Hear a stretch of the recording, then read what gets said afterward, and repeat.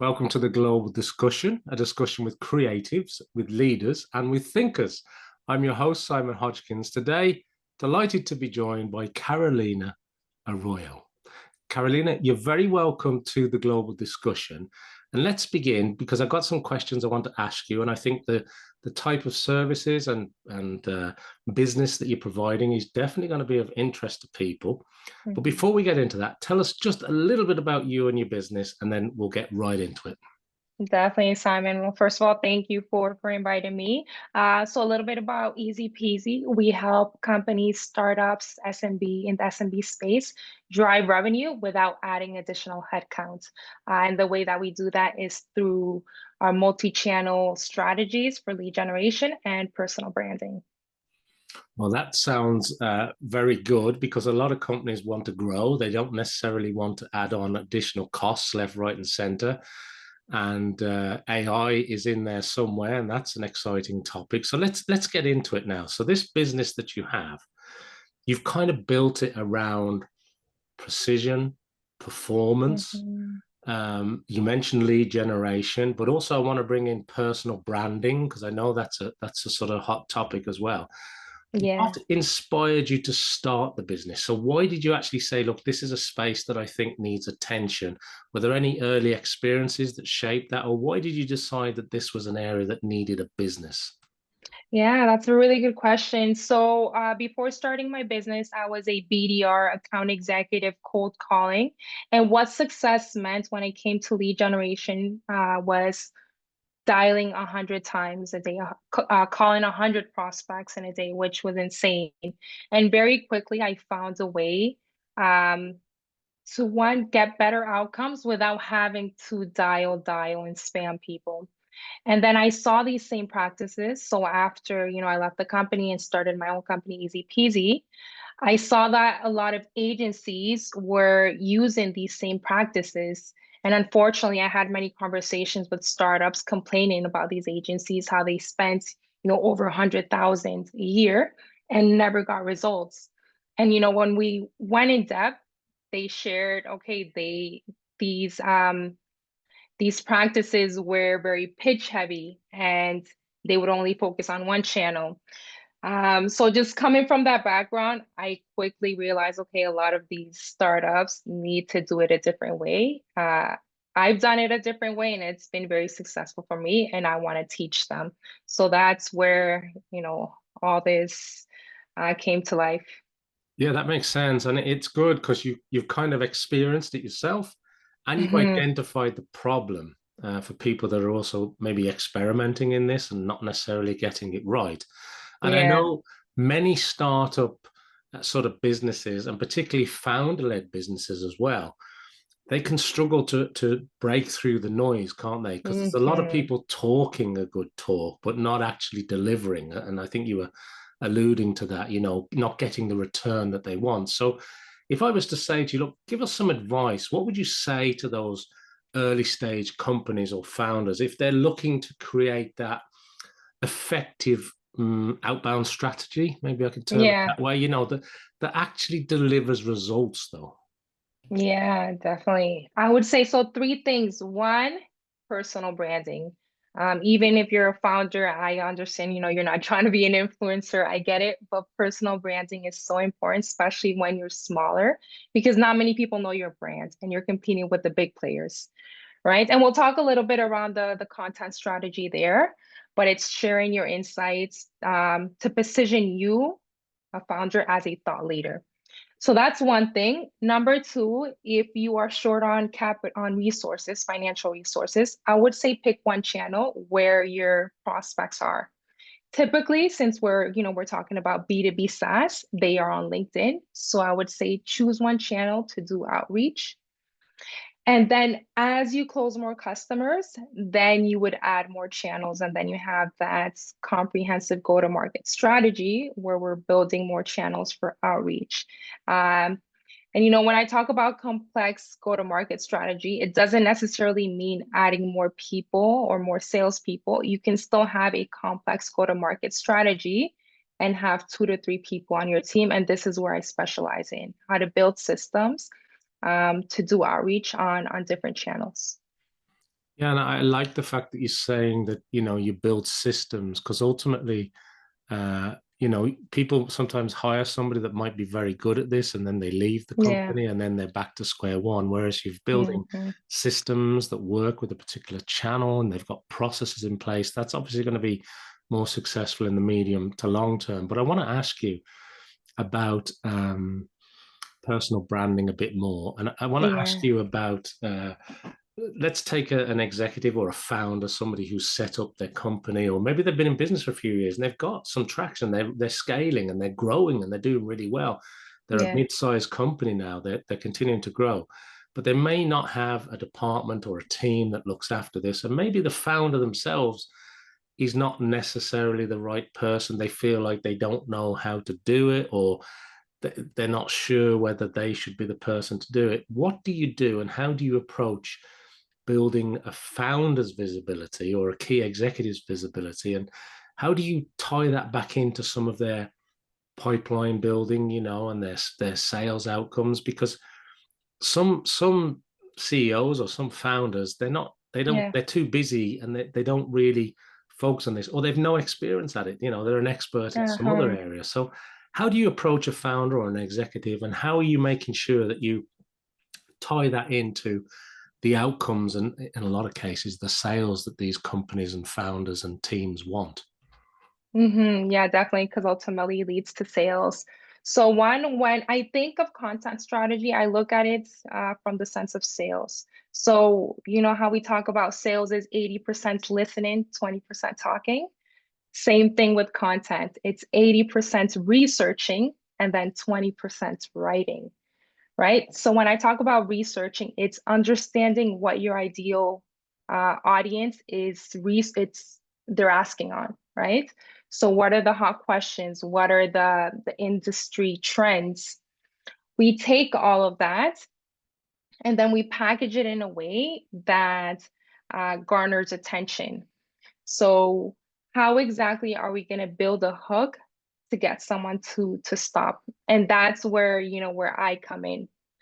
Now, when it comes to tying it to sales, one thing I want to mention, Simon, is it takes around 7 touch points for people to buy into your idea. This was 5 years ago, so I think it's even higher now. It's 11 touch points. So when we create content, first of all, when we add people into our network, so LinkedIn, and we create content, we are already talking with them. So this reduces the number of touch points to get someone to buy from you. Right. So this is why it's so important for a founder, and not just a founder, but anyone who's close to sales. So let's say CROs, account executives, to post on LinkedIn, because they're familiarizing themselves with your brand and with what you do. So when it comes to, okay, going back to how it ties into sales, is we create content based on the research. 50% of it is top of the funnel. So talking around the symptoms and desires of your ICP. The other 30% is how-to content. So providing tips and breakdowns on how they can solve their problem. And lastly, the 20% is promotional content. So if you have a webinar coming up, we promote that. Or if we want to get them to the next stage in the customer journey, which might be the website, we promote that as well. Where I see things go wrong is founders post, but then they spend a lot of time on that 20% promotional content, which is buy from us. This is a case study, which is great, but you always want to provide value before you sell. So that's exactly what we're doing here. I like that. And coming back to something that you said, I love the fact that it's 80% research and 20% writing, because Mm-hmm. there's the other type of founder or other type of person within a company who just puts stuff out there for the sake of it. They're constantly busy, whether it's on a mobile or laptop or whatever, desktop.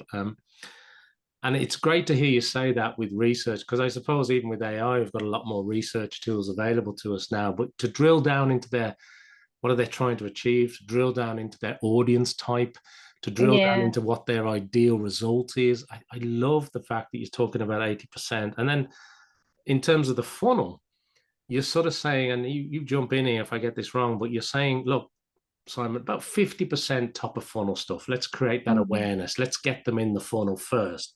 So you've got the exactly. audience right. But then you're saying 30% is the next section and 20% promo. Is that what we're saying? What's the magic in the 30% though?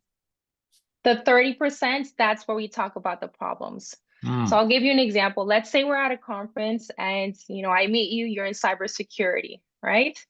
Um, the way that we would build the relationship is, okay, you let me know you're in cybersecurity, then I might share some events that are happening in cybersecurity. That would be top of the funnel. So we're not talking about the problem. I'm not pitching you on how I can solve any struggles that you're experiencing. I'm just, lightly talking on, hey, oh wow, you're in cybersecurity. There's also these other cybersecurity events, right? It's very top of the funnel. It's light. Once I reel you in, then we get into the 30%, which is okay, because I understand that niche, I understand the struggles that you typically deal with, I might provide some tips that might be helpful for you. So that's the 30%. It's all around the how do we solve the problems that they're dealing with. And then once they see and you build that trust with them because they've seen, okay, this person knows what they're talking about, they have that knowledge, then we go into that 20% that I talked about, the promo. All right, want to have a meeting? We have a webinar coming up. That's the sales portion. But we always want to start with the top, the middle, and then the bottom. Right. So in that promotion, you've also got a call to action, a next step, if you like, which is really good to see. So I love the way you broke that with, the 80 and 20, and then the 50, the 30, and the 20. Some great tips there for people. But I want to ask you about maybe back to multi-channel lead generation as well, because you're saying Yeah, sometimes you start with one and then you might add on as you get it right. yes. But you started off by talking on this episode about helping companies scale without having to expand their sales team or to add lots of people. Does Yeah. AI play a big part in what you're doing today? How much of the process is required for a company to understand and to onboard? Do you take them through that to deliver the success? Yeah, absolutely. So AI is part of the process. Back in the day, and when I say back in the day, I mean like 3 years ago, because tech has evolved so quickly.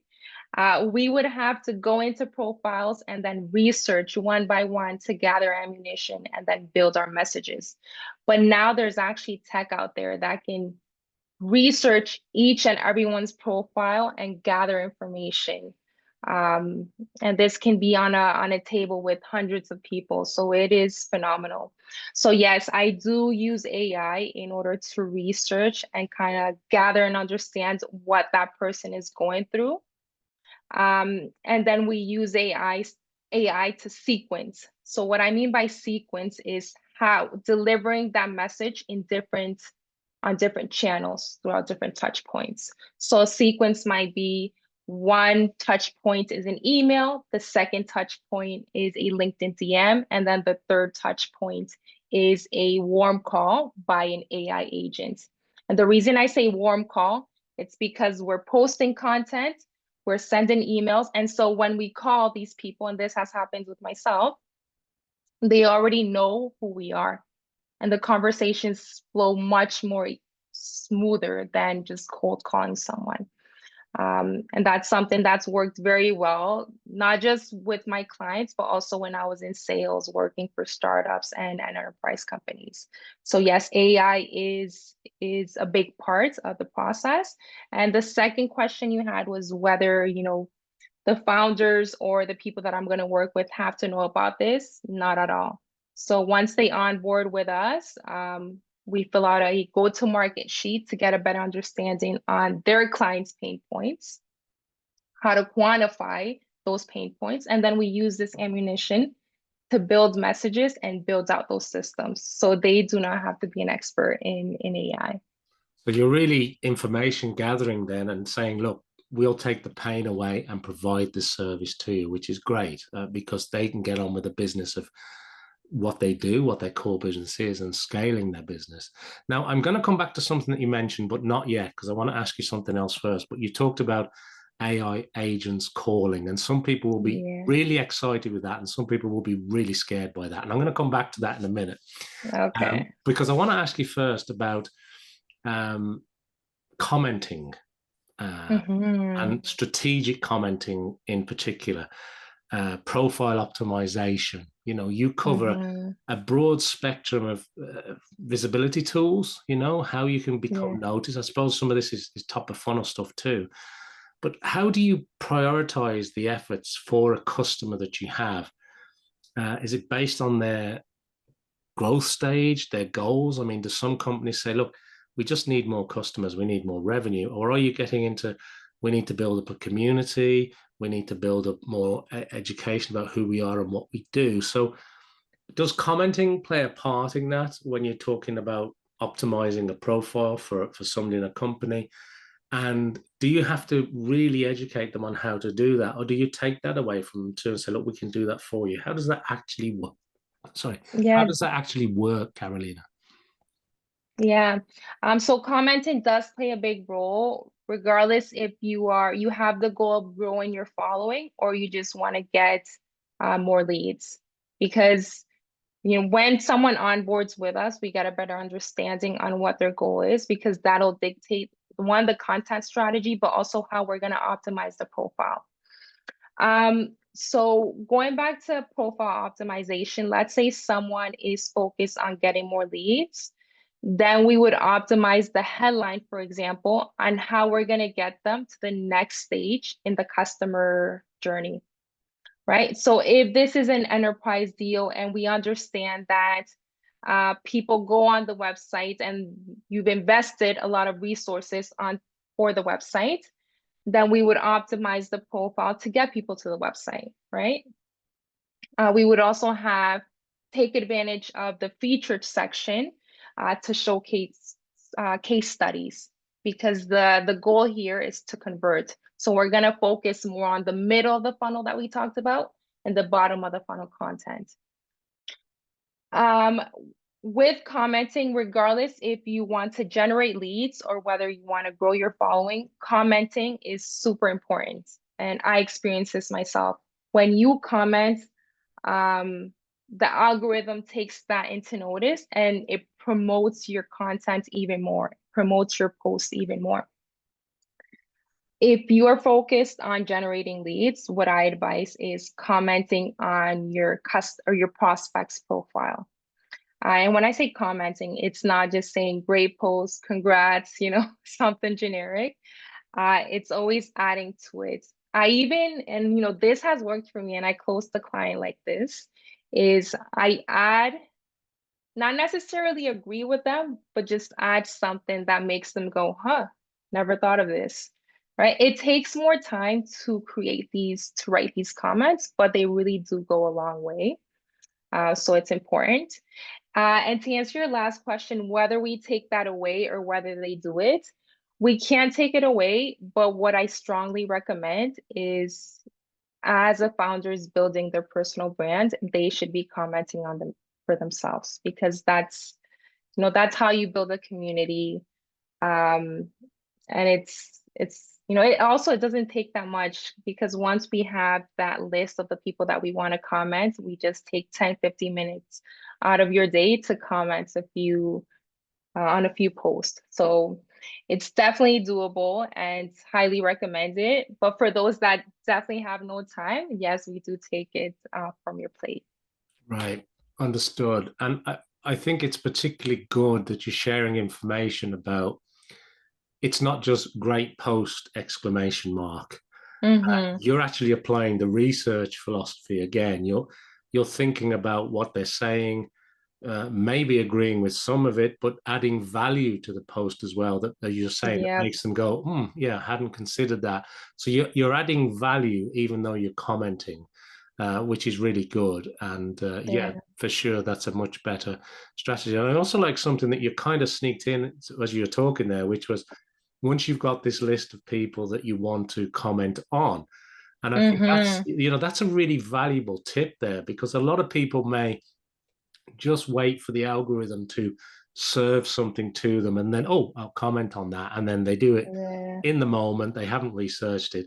Whereas you're going at it completely the other way. You're saying, well, who does this person need to connect with? Who should they start commenting on to add value, to get that top of mind, to get that top of Yeah. funnel, and then bring them back to see the wonderful case studies and extra value information that you want to in that middle part of the funnel. And I didn't just want to Mm-hmm. skip over that because you said it real quick, and I went, that's a really good point there, Now let's go back to AI, because we have to go back to AI. Mm-hmm. And but I want to ask it in a different context. I want to ask you about the way that you're positioning your services are a real partnership approach with deep research, obviously. And you're Yes. replacing some of those internal SDRs or BDR teams. But there's Mm-hmm. a lot of misconceptions, particularly around AI or AI agents and other areas. So, what are some of the big misconceptions that you encounter when you're speaking to companies about this alternative model and this solution that you have at your company? Yeah, good question. So one is it's not mutually exclusive. So yes, you mentioned we do replace teams if that's the goal, but I also see smaller teams working alongside us. So you can still have your SDRs for working enterprise deals, for example, enterprise customers, and then we can have these workflows and systems set up for your mid-market or SMB customers. So it's definitely not one or the other, both can coexist. But yes, there are companies that simply just want to replace their team, and we also offer that alternative.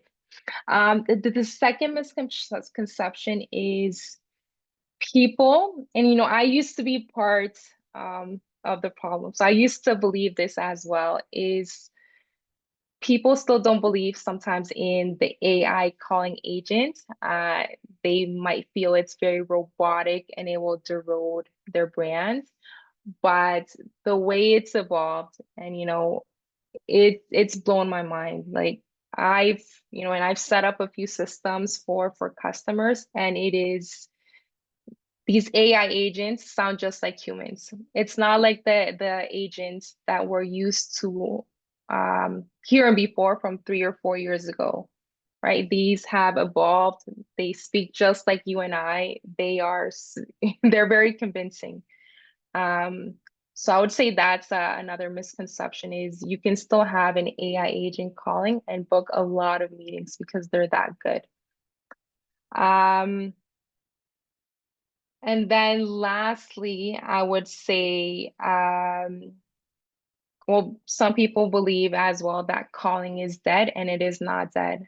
And because a lot of people believe it's not dead, it's dead, they're not doing it. So the ones that are calling, even with an AI agent or with the rep, those are the companies that are winning because yeah, they're not competing with many people. And I've experienced this myself. There's CEOs or founders from enterprise companies picking up the phone. So it definitely does work. You just have to know how to do it. Yeah, it's an interesting point because we see that as well on some social media platforms, don't we? Where a social media platform pops, it becomes the place to be. Everybody goes to it. These other ones maybe not getting as much attention, but actually there's real business going on over here because you've got less competition. You can actually reach people easier. It's Mm-hmm. interesting how that works. And also what you're saying as well is, if I sort of interpret it a little bit, it's kind of we've all got this preconceived idea of what an AI agent sounds like, and that it might erode our business brand. It might not be doing it right. We're a bit worried about using that in day-to-day business. But as you're saying, you're probably using that on some, we say old, but within the last number of years, understanding of what that is. And it is coming on in leaps and bounds. And you're saying, it's shockingly good.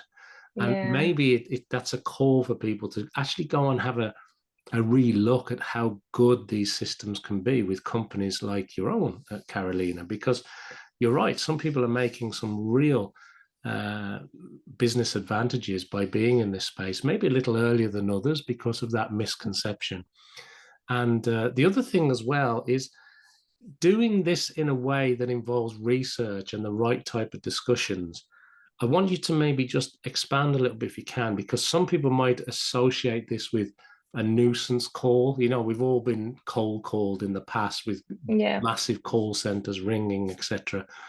But how do you get around that to make sure that it's a credible, valuable call, whether it's a human, you know, you mentioned a CEO picking up the phone, or an AI yeah. agent? Is it down to the training? Is it down to the profiles that you're building in? How does that actually make sure it's a worthwhile call that's taking place? Yeah. So whether it's an AI agent or a rep that we coach, it's all about reverse pitching. So that's something that I always talk about, my philosophy. And what it is we want to leave the pitch at the end. So I'll give you this example. Let's say I am selling diabetes medication. The way that agencies would typically go about it when it comes to pitching is they go straight to selling you the medication. But the issue here is not many people know that they have that problem, right? So you want to talk on the symptoms first. Once you talk on the symptoms, then you let them know, okay, this is a problem. You have diabetes. Then you let them know what happens if you don't solve that within the next 6 months, because you want to drive urgency. And now they're excited because they're going, oh my God, if I don't solve this in the next 6 months, this is going to happen. All right. Do you have the solution? Well, hey, yes, I do have the solution. Here's my pitch. So do you see the way when we reverse pitch, that our solution, they're more receptive to our solution as opposed to pitching right at the top. And this is the framework that we use for coaching reps when they're cold calling, and also when we build our emails, right? We never pitch up front. We don't like using the word we help, I help, we help CEOs like you. It's been overused. So we get rid of that vocabulary and we talk about you, them.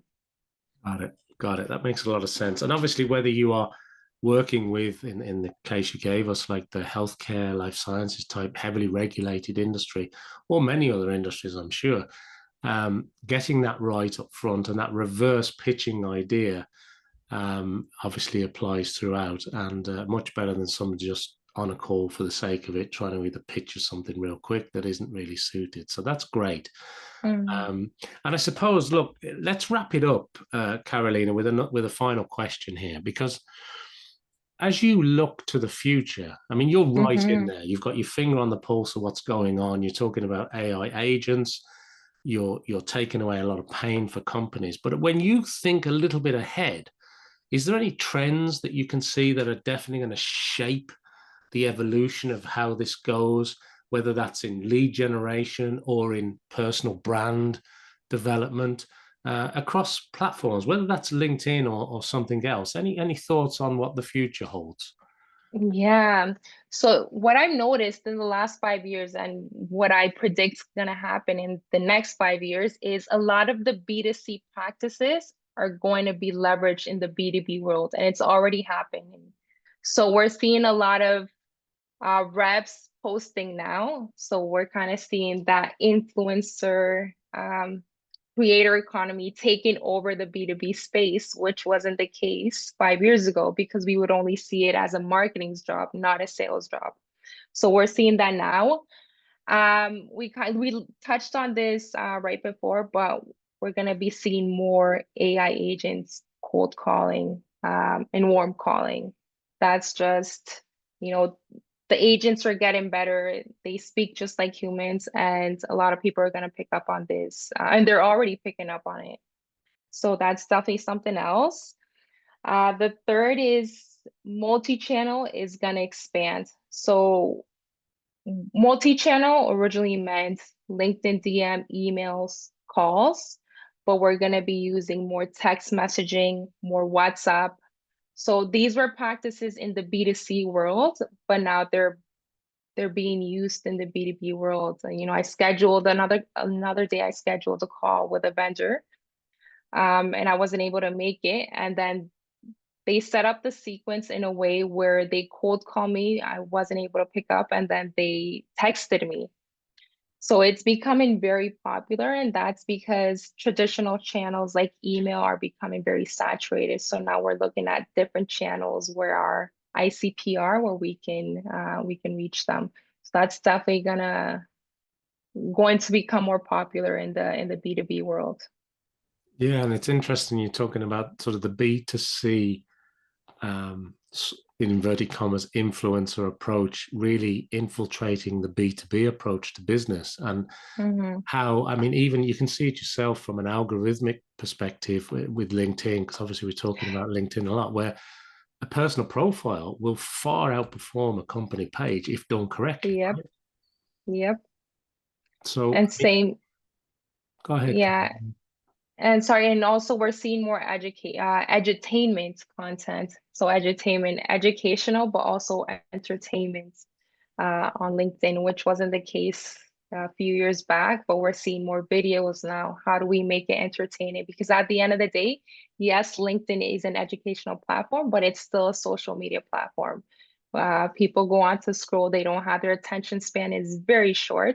So we want to create content that's entertaining to get them to stop and read more on us. Well, for the attention span that hopefully we've got people with us today who've listened to our conversation, I think we've really shared some great advice and information from you about not only what's working today, but what's going to be working tomorrow, and maybe some new ways to approach business. Before I wrap up, if people want to find out more about you, learn about some of your services, or even engage your services, where's the best place to send them to, Carolina? Is it a website? Is it your LinkedIn profile? Where do you want people to find you? Yeah, definitely. So my LinkedIn profile, so it's Edy Carolina Arroyo. Happy to connect there and chat a little more. And if you want more information, my website as well, which is www.ez, so E as in Edie, C as in Carolina, Peasy.com. Thanks for sharing that. And look, that unfortunately brings us to the end of this episode of the Global Discussion. I want to thank everybody for watching or listening to this episode around the world. Make sure that you follow, you like, you subscribe, do everything I need you to do to help support this show, and go and check out the great work that Carolina's doing. Some really interesting things that could really help your business there. And look, I hope you'll join me back here for another episode of the Global Discussion, where once again, I'll be talking about some more interesting topics with creatives and leaders and thinkers, just like Carolina. But Carolina, thanks for being on the show. It's been wonderful to talk to you again today. Thank you so much, Simon. It was a pleasure.